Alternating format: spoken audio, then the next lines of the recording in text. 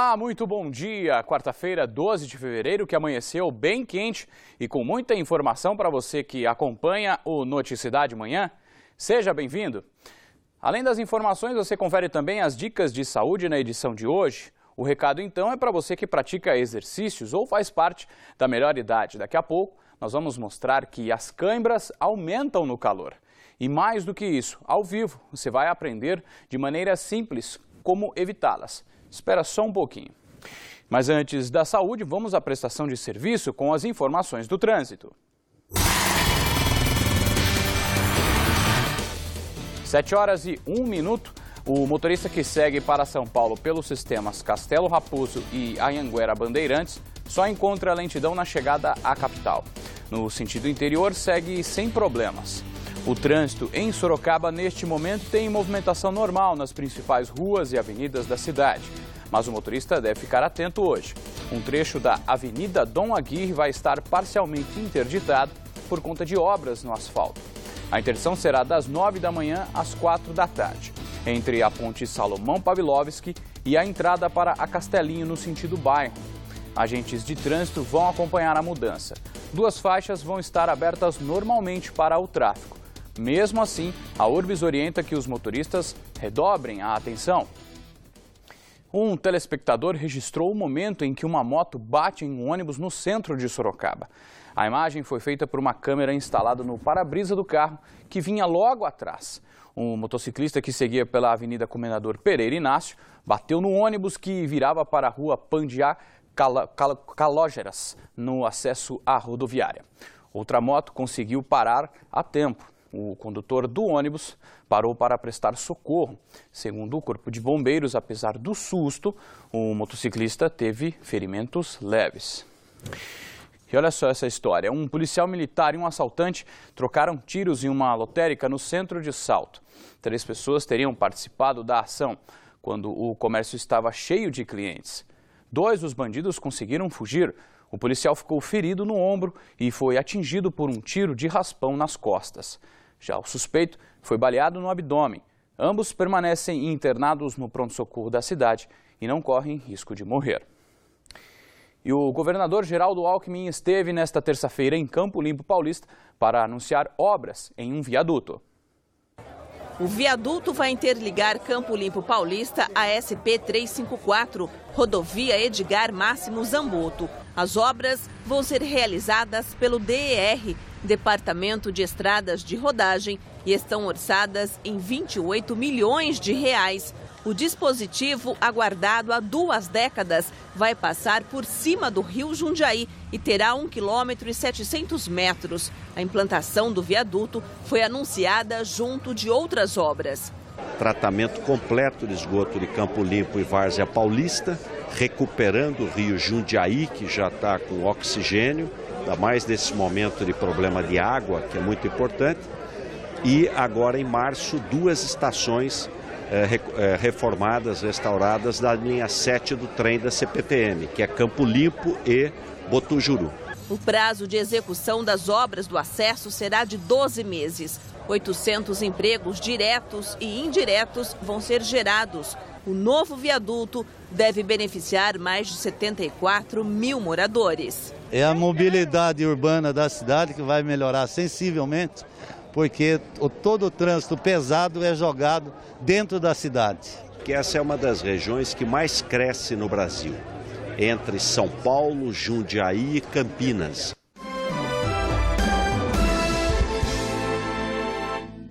Sete horas e 7 minutos. Uma igreja deve abrigar estudantes de Sorocaba que estão sem escola.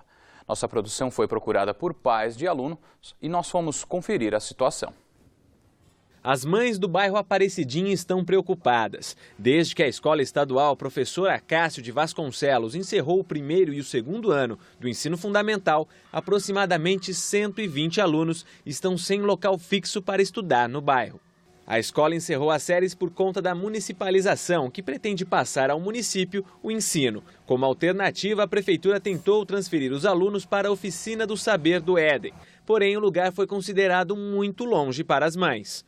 A gente não vai ter condição de ir trabalhar e buscar ela lá na escola do Éden, entendeu? E já tem as outras que eu tenho de cuidar. Aí fica difícil. Eles vão dar o transporte, certo? Só que não vai passar na casa, vai ter um lugar específico, né? Você tem que levar a criança até lá. Por enquanto, as crianças estão provisoriamente instaladas na CEI-10, mas como o local não tem capacidade para receber todos os estudantes, a prefeitura está adotando um revezamento. Nesta primeira semana de aula, os alunos estudam apenas 2 horas por dia. Tem um período da manhã, das 7 horas até as 9 horas. Aí ele sai, entra outra turminha de 9 horas até 11 horas. Daí entra outra turma, sai 1 hora. Aí esse daqui entra no período de 3 horas e sai às 5 horas da tarde. Em solidariedade ao problema das mães, o padre da igreja de Nossa Senhora Aparecida decidiu alugar para a prefeitura este prédio histórico ao lado da capela. O local está sendo reformado e deve ser usado como sala de aula a partir do dia 17 de fevereiro. A nossa do término da obra seria depois de março. Então nós estamos adiantando, correndo muito, mais gente trabalhando. Colocado forro no banheiro, que eu acho que é o mais difícil que está para ser feito. E terminando, coloque-se os vasos e os vasos sanitários, eu acredito que esteja já dentro dos conformes. Mas a solução aqui no prédio é apenas paliativa. O contrato com a prefeitura só vai até o final do ano. Em 2015, as crianças vão estar sem escola de novo. A partir de dezembro, o número de crianças vai aumentar e nós não sabemos o que vai acontecer com as crianças, devido ao fato da prefeitura ainda nem ter iniciado as obras da nova escola. Por isso, os moradores do bairro pedem de forma urgente a construção de uma escola no bairro. Agora, de imediato mesmo, que já era para ter sido feito e não foi feito, era eles começar a providenciar urgentemente a apropriação desse terreno para ser construída a escola. Para eles é mais fácil colocar crianças pequenas em ônibus e transportar em rodovias, né, do que mantê-las no bairro. E isso nós não podemos permitir. A nossa equipe entrou em contato com a Prefeitura de Sorocaba para saber qual será a solução definitiva do caso, mas até agora não tivemos resposta. Assim como os pais desses estudantes, você também pode entrar em contato com a nossa produção para dar sugestões de reportagem. Nosso site é o tvsorocaba.com.br e o telefone é o DDD 15 3238 8804. 6 padarias foram autuadas nesta terça-feira depois de uma fiscalização do IPEM, o Instituto de Pesos e Medidas em Sorocaba. Segundo o responsável pela sede na cidade, 7 estabelecimentos foram visitados. As principais irregularidades encontradas foram peso menor do que o indicado na embalagem, ausência de indicação de peso e dupla indicação. Os proprietários têm até 10 dias para apresentar defesa. E agora nós vamos a São Paulo, na redação do SBT Manhã, para saber os destaques desta quarta-feira, com Patrícia Rocha.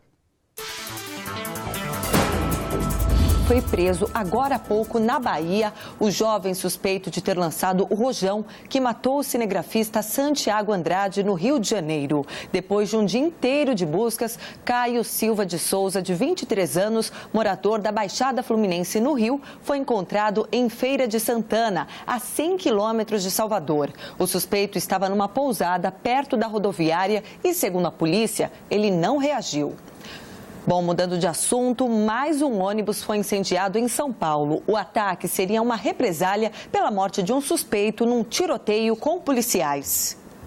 Desta vez, a ação foi numa estrada na zona oeste da capital. Com cerca de 5 passageiros, o motorista tinha acabado de sair do ponto final quando foi surpreendido por um criminoso armado. Ele ordenou que todos descessem. De repente, alguns bandidos saíram de um matagal, colocaram fogo no ônibus e fugiram. Ninguém ficou ferido.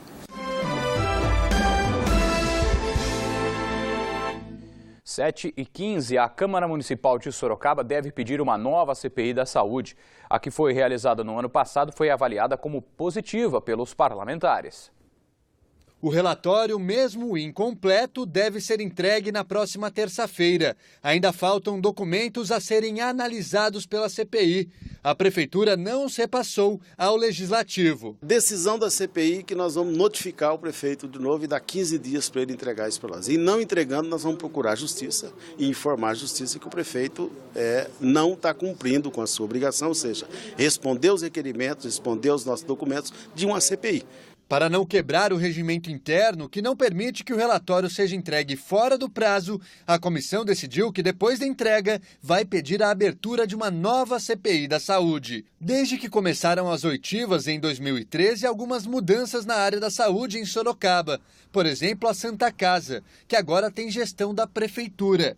Foram divididos os atendimentos pediátricos e adultos nas unidades pré-hospitalares também. Para o presidente da comissão, as mudanças já são um avanço. Hoje tem mudanças, já tem mudanças, mas necessita mais do pulso firme por parte do prefeito municipal para que o serviço público de saúde chegue nas pessoas. Nesta terça-feira foi discutida também a CPI do SAI. Durante a reunião, os vereadores decidiram quem será o presidente, o relator e também a primeira pessoa a ser ouvida pela comissão. Ficou definido que o presidente é o vereador Carlos Leite, o relator, pastor Apolo. E o primeiro a ser convocado pela CPI é o atual diretor do SAI, Ademar José Spinelli Júnior. Olha, na oitiva, cada vereador vai ter seus questionamentos. Mas, inicialmente, aqui essa comissão decidiu que, ouvindo o atual presidente, vai poder dar um relato do que realmente hoje está a autarquia do SAI. E por falar em água, moradores de um condomínio no Jardim Gonçalves, em Sorocaba, entraram em contato com a nossa redação para reclamar de um vazamento que começou na quinta-feira passada na rua Humberto Notari. Segundo eles, o SAI informou que só conseguiria resolver o problema no início desta semana por conta da falta de equipe disponível. Nesta terça-feira, em contato com a assessoria do SAI, fomos informados que o vazamento é de um hidrômetro na entrada do condomínio. Disseram ainda que o equipamento já foi trocado. E os moradores da região do Pirapitingui, em Itu, agora terão o abastecimento de água por meio de rodízio. A concessionária justifica a medida por dois motivos: alto consumo e a falta de chuva. Confira agora como vai funcionar o esquema. O rodízio vai funcionar assim. Cada setor recebe água entre as 5 horas da tarde e as 6 da manhã do dia seguinte. No setor 1, que compreende os bairros Jardim Europa, Novo Mundo e Cidade Nova, o abastecimento será a partir das 5 da tarde de segunda e quinta-feira. No setor 2, regiões do Jardim União, Vila Martins e Rua Andradina, a água chegará no fim da tarde de terça e de sexta-feira. Na quarta e no sábado, o fornecimento será no setor 3, formado pelas ruas Assis, Atibaia, Avenida dos Sonhos e Avenida Esperança. O racionamento continua em toda a cidade. O que muda é o horário. Agora, a região central e bairros vizinhos serão abastecidos todos os dias das 5 da tarde até as 6 da manhã.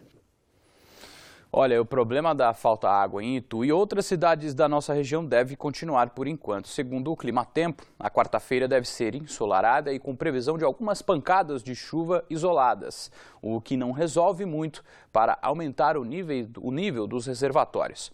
A gente vê imagens ao vivo de Sorocaba que mais parecem uma pintura, imagens de Eduardo Bartels, em Sorocaba, que hoje terá as temperaturas variando entre 22 e 35 graus. Veja como fica o clima em outros municípios.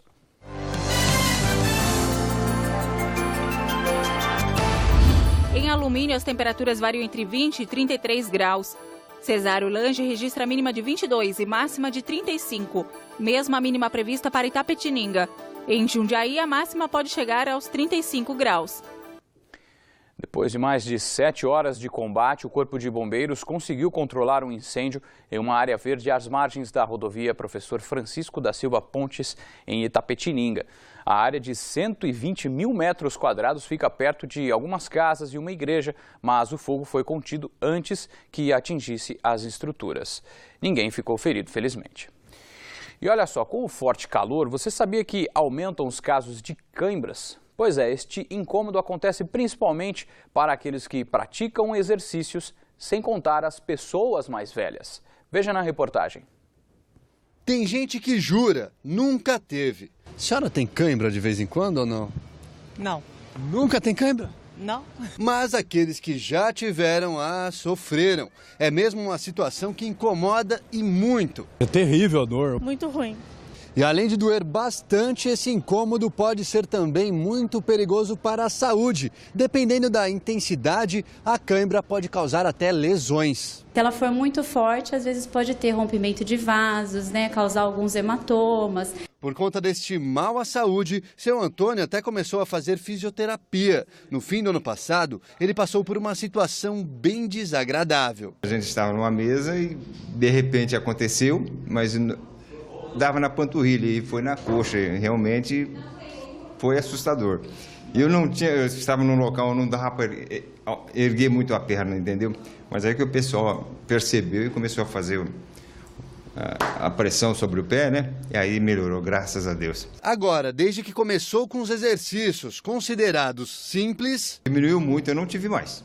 A cãibra é, na verdade, uma contração involuntária dos músculos, que pode durar alguns segundos ou minutos. Algumas ações podem ser tomadas para reduzir o problema. Manter o corpo sempre hidratado, principalmente antes, depois e durante esforços físicos. Se possível, evite exercícios em dias muito quentes. Mantenha uma rotina de atividades físicas. E a melhor dica, de acordo com a fisioterapeuta, são os alongamentos preventivos e podem ser feitos em casa mesmo. É importante ser feito todos os dias, independentemente se a pessoa for atleta ou não. São exercícios fáceis, né, que você vê que pode fazer deitado em qualquer lugar, sem problema algum pode estar fazendo. E como vimos na reportagem, os exercícios são fundamentais e você pode fazer eles aí na sua casa. Por isso hoje eu estou aqui no Parque das Águas, em Sorocaba. Aqui ao meu lado está o Emerson Gomes de Andrade e também a Selma Previtali. Eles são profissionais de educação física e também fazem parte do projeto Ginástica no Parque. O Emerson vai ensinar pra gente como se alongar corretamente e a Selma vai ilustrar junto com esse pessoal todo aqui, essa turma do Ginástica no Parque. Eles vão ilustrar pra gente a forma correta de se alongar. Emerson, as coxas, quais exercícios são bons para as coxas e por quê? Bom dia. Existem alguns exercícios indicados para os músculos da coxa, né? No caso, a flexão do joelho, né? Como eles estão ilustrando agora, para o alongamento do músculo da coxa na parte anterior, os quadríceps, né? Qualquer alongamento feito de maneira moderada, com intensidade leve, é benéfico para a previsão de lesões, também de maneira aguda, quando ocorre uma cãibra, esse alongamento pode ser feito imediatamente na musculatura afetada para que essa cãibra seja repentinamente sanada, né? Em relação ao resto dos membros inferiores, o resto das pernas? Então, aí prosseguindo com outro alongamento para coxa e perna, a gente pode fazer a flexão do quadril, a extensão dos joelhos e a flexão do tornozelo. Isso atinge a musculatura posterior toda, desde a perna até a musculatura da coxa posterior também. Essa posição, ela deve ser mantida durante quanto tempo? Os alongamentos são feitos de maneira moderada, pode ser mantido de 10 a 30 segundos, né? Esse é o tempo indicado para ficar na posição. E eles devem ser feitos antes e depois dos exercícios e também quando a pessoa acordar ao longo do dia para se manter com os músculos, não evitando a cãibra assim, né? Evitando a cãibra desse jeito. Uhum. O alongamento, assim, ele feito com frequência, ele pode sim conseguir fazer com que a cãibra ela tenha uma incidência menor, né? A cãibra pode ser, ela acomete a musculatura de maneira aguda muitas vezes, né? E logo que acometer essa cãibra, né, o alongamento deve ser feito para tentar melhorar essa contração muscular. As cãibras, elas são mais comuns nos membros inferiores, mas também as pessoas devem se preocupar com os membros superiores. Sim, no caso, os alongamentos podem ser feitos de maneira global, atingindo todas as partes do corpo, né? Tanto membros inferiores quanto quanto superiores, a região do tronco, né? Para melhora da postura, para diminuição de dores, né? E relaxamento muscular. Que alongamento de membros superiores você pode passar aqui para o pessoal? Nós podemos fazer elevação dos membros ao longo da cabeça, né? E aí a gente tem um alongamento que atinge praticamente o corpo inteiro, né?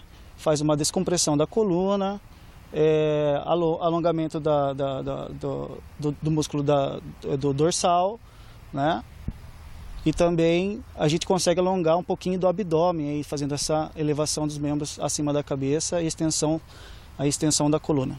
Tá certo, muito obrigado pelas informações. Tá aí, Fernando, os exercícios são importantes. Eu gosto de praticar exercícios e também sempre me alongo. Exatamente, Pedro. Uma ótima dica. É uma boa pergunta que você fez aí, que todo mundo às vezes tem dúvida. Antes e depois. Isso é fundamental. Principalmente, viu, Pedro, aqueles atletas de fim de semana que adoram jogar futebol. Isso é extremamente importante. E o pessoal de casa gostou muito. Obrigado, viu, Pedro, pelas informações. E agradece ao pessoal aí. Bons exercícios a todos. Tá certo, Fernando. Obrigado.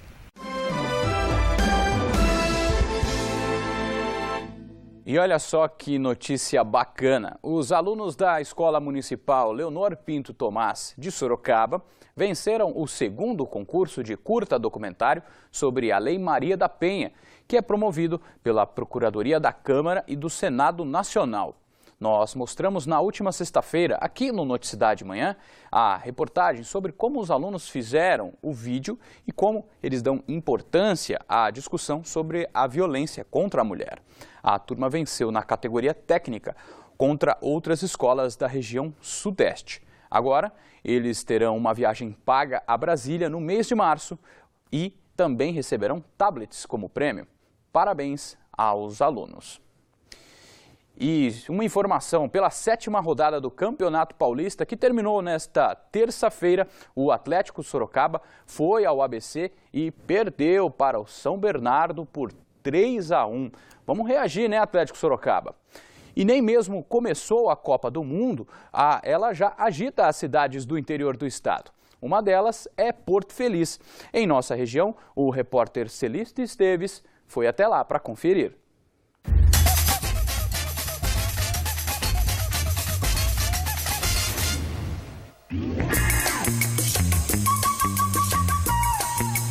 Esse é o barco mais famoso de Porto Feliz. Sim, porque Porto mesmo, a cidade não tem. Ganhou esse nome porque nasceu às margens do rio Tietê. Mas isso é história. O que tem hoje aqui é povo feliz. Só que não com o futebol. O povão tá meio dividido nessa parte aí de futebol, né? Tá meio nem te ligo pra Copa do Mundo. Saúde, moça. Aliás, esporte é saúde. E tá vindo pra cá uma seleção. O Brasil? Não, Honduras, que já ganhou da gente na Copa América em 2001. Ainda assim... Primeira vez que eu ouvindo falar disso daí. Imagina, Honduras fica na América Central, é banhada pelo Mar do Caribe. Mas como diz o ditado, beleza não põe mesa. Olha o que estão falando sobre a vinda ao Brasil. Visita de médico. Como assim? Hã? Como de médico? Vem e vai embora. Já não passa a primeira fase? Não. Visita de médico. Essa foi boa. Talvez o naipe da seleção não chame muito a atenção dos adultos. Agora, para a criançada que adora futebol, só saber que vem para cá uma seleção que vai disputar a Copa do Mundo já é motivo de muita alegria. Os alunos da escolinha do Vitória, da Bahia, em Porto Feliz, estão curtindo o momento. Mesmo sabendo que nas duas únicas Copas que disputou, foi eliminada na primeira fase. De Porto Feliz, vamos rodar até Águas de Lindóia. Sabe quem vem pra cá? Costa do Marfim! Costa do Marfim! Tava assim de cidade grande para querer sediar a Costa do Marfim, mas a gente que levamos. 17 mil habitantes apenas e é uma subsede da Copa. É pequenininho, mas a gente tem uma força. Essa euforia toda é porque a cidade vive do turismo e com o nome vinculado à Copa vai girar o mundo. Águas de Lindóia. Foi o lugar que a Costa do Marfim escolheu por causa da natureza e das águas termais. E foi num dos clubes onde o povo se diverte que ouvimos uma história, digamos, do mundo da lua. Quem conta é Dona Miriam, que defende o fato com unhas e dentes e com uma nota fiscal. Saiu daqui a água que os americanos levaram para a Lua a bordo da Apollo 11? Tá aqui a nota e tá aqui a garrafa. E diz que não acredita pra ver? Você acredita agora? Ainda não. Eu acredito. O que eu faço, então? Acredito, dona Nina, acredito. Mas olha, eu sou neta do fundador da cidade. Foi ou não foi, Malu? Eu acredito, dona Nina. Então, tá aqui a nota. Se a água é preciosa desse jeito... Só um mas golinho, é mesmo a maior riqueza. Só um golinho, dona Nina. Então põe, então guarda. Mas você pensa que é só essa? Guarda ela aqui, então, no paninho. Vamos guardar o tesouro da dona Miriam. Bom, mas voltamos ao futebol, a um lugar que merece nota alta quando se fala em hospedar atletas. Todo dono de hotel que se propõe a receber uma seleção para jogar a Copa do Mundo tem que se preparar para isso, ou seja, mergulhar no mundo da bola, porque jogador de futebol é um hóspede diferenciado. Agora esse hotel, dá uma olhada, parece que nasceu para a ocasião. E certamente isso tem tudo a ver com esse senhor que está chegando aqui. Lembra dele, né? Senhor Oscar, 3 Copas do Mundo, capitão da seleção brasileira. Tudo bem? Tudo bem. Tudo bem, deu pra ver. Foi assim na vida de atleta, tá sendo assim na vida de empresário. Oscar é o dono do empreendimento onde vai ficar a seleção africana. Nós nunca esperávamos que um dia pudéssemos aqui receber uma seleção de Copa do Mundo. E infelizmente fomos agraciados com isso. A cidade toda foi. Bem-vinda à Costa do Marfim. E para comemorar em Águas de Lindóia...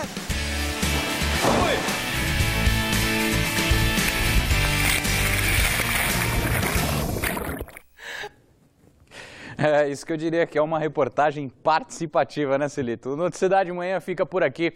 Outras notícias da região você acompanha à 1 da tarde no Manchetes Noticidade com Nolan Robertos. E a gente encerra esta edição com imagens ao vivo do Parque das Águas em Sorocaba. Um ótimo dia para você e a sua família. Saúde e sucesso!